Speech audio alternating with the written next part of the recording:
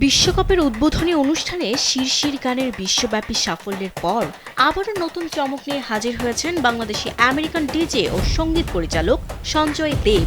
এবারও তার সঙ্গী বলিউড তারকা নোরা ফাতেহি। তাদের নতুন গান চ্যাম্পিয়ন্স প্রকাশের পর থেকেই ফুটবল ও সঙ্গীত প্রেমীদের মধ্যে ব্যাপক সাড়া ফেলেছে।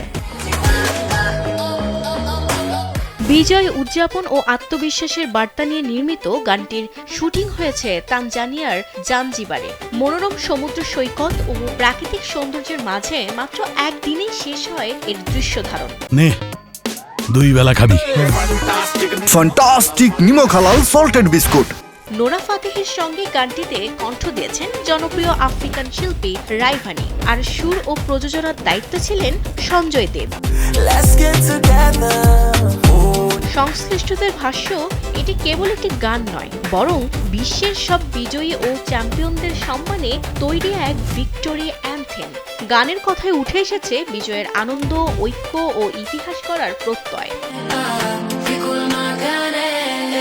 ইউটিউবে প্রকাশের পর থেকেই গানটি বিশ্বজুড়ে ইতিবাচক সাড়া পাচ্ছে।